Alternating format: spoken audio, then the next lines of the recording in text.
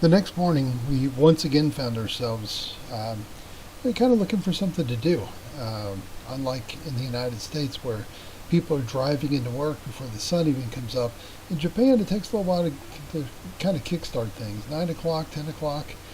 Same is true in South Korea. They just don't get up and run as early as we do.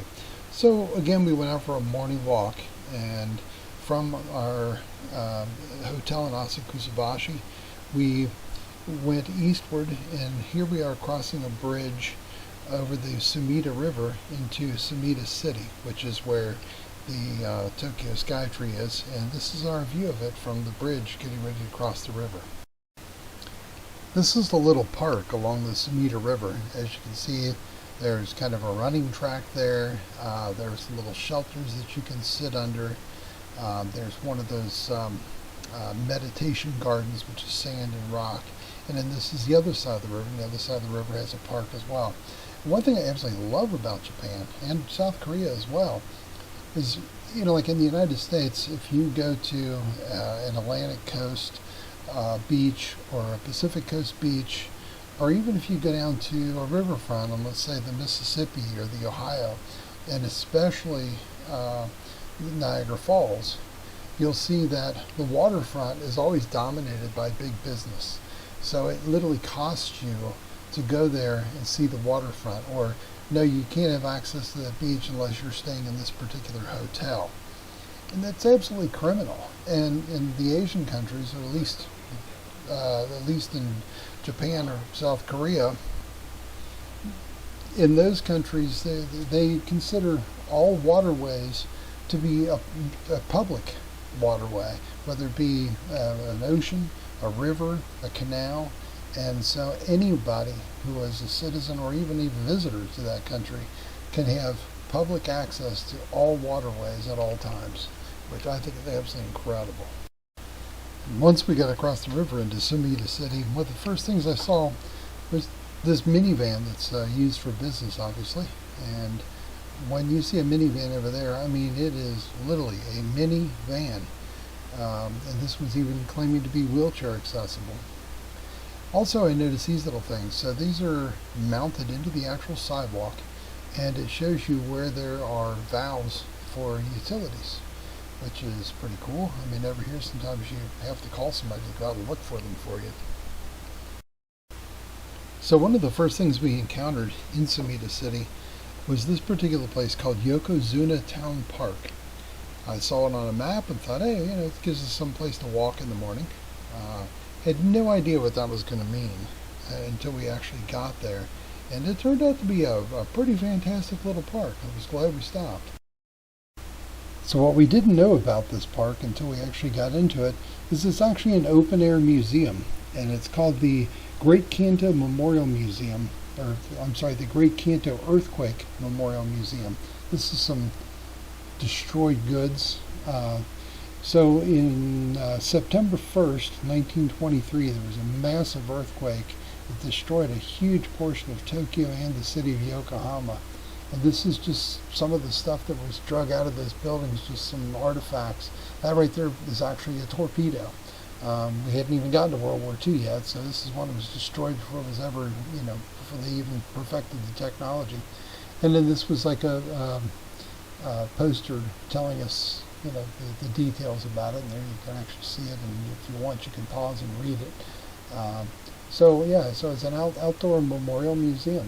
We didn't know that going into the park, but very beautiful little place. Nice place to just kind of meditate and kick back and take it easy.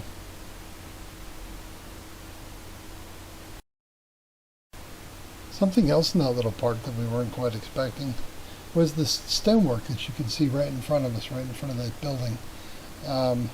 It's kind of an unexpected thing to see, and because of the fact that we were Americans, it was a little unnerving to see as well.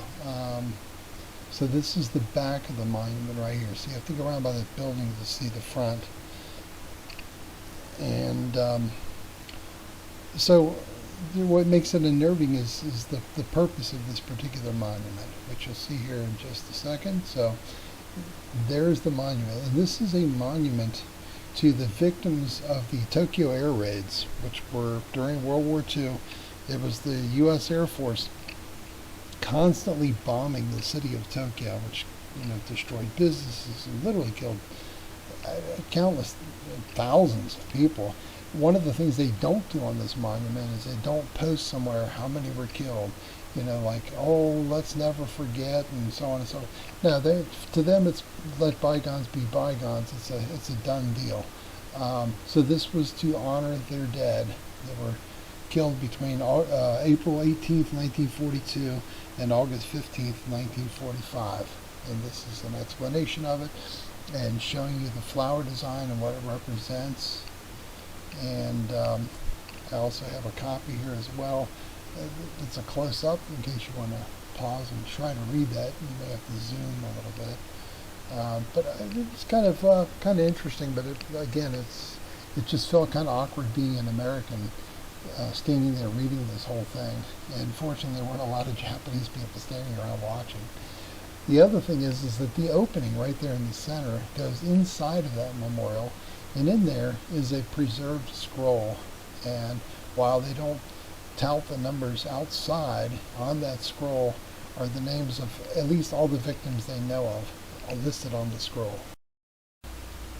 And that building you could see behind the stonework was the Tokyo Metropolitan Memorial Hall. And that's it there, and you can see kind of to the right those steps going down. That's to that memorial. So this is the hall. Beautiful piece of architecture. Look at the roof and look at all the detail. And you can tell that it's actually a Buddhist facility because that tower right there is actually a built-in pagoda. And right there is the burner where you can burn incense and such out in front of the facility. It's a little closer up shot of that. Just look at the beautiful detail and everything on this building. And I especially wanted to show you the porch roof. Look at that. How that's all pieced together and the framework around the lights. That's just beautiful. And so there's the pagoda. And again, on the corners of every overhang of that roof is one of those prayer bells. Although I don't know how they would ever ring such a thing. It's probably just ceremonial only. Look at the detail at the ends of the J-tile roof and the carven figure there. And that's one of the prayer bells on the corner. Again, I'm not sure that they actually can ring those or not. They're kind of way up there. I don't know, maybe hit it with a long pole or something. I've never seen it done. We came across this interesting little electric trike. I just had to get a picture because of that strange electrical apparatus on the back. I'm not sure if that's functional or if it's just something to look cool, but it looks like something out of Back to the Future. Interesting. So we kind of walked south into another neighborhood called Chuo City, which is right across one of the canals that intersects the river there. And look up on top of that thin white building. You see some trees up there. It's actually, now that you're seeing it zoomed in, a Shinto shrine up on the roof of that building. All the more reason to be very, very quiet and civil when out in public, because there are shrines everywhere. Also in Chuo City, I couldn't help but take some pictures of this. It's kind of a Japanese take on Star Wars, where the bad guys are actually dressed as daimyo, Japanese daimyo, who are like the Japanese warlords from centuries ago.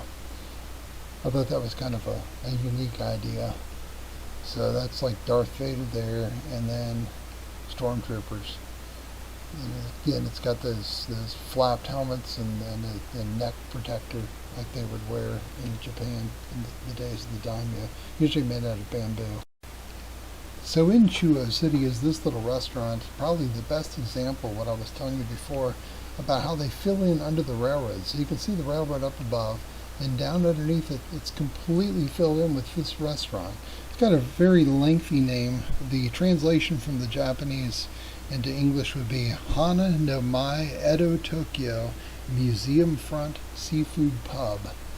I've tried to eat there several times, and it seemed like every time I went there, it either closed or was about to close, so they refused to seat us because they wouldn't have time, to get the food prepared and out to us and eat.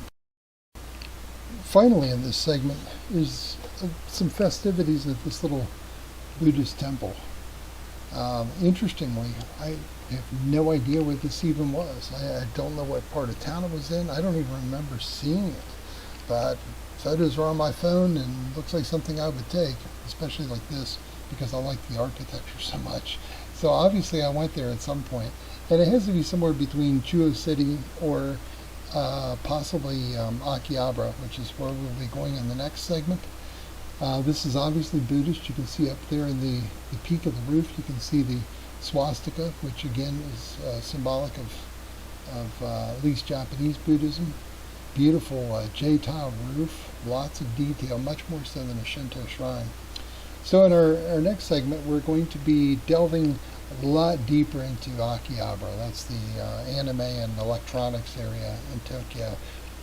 Really fun place, not a place we would want to stay. We were happy we didn't get a hotel there or anything. It's very pricey. It's the only place in Japan I ever saw homeless people. So there are homeless around the train station in Akihabara, although they are specifically told by law enforcement and government that they're not to speak to people, they're not to hit people up for money. They're very harmless. They're not like panhandlers here in the United States. So that's where we'll be going in the next segment.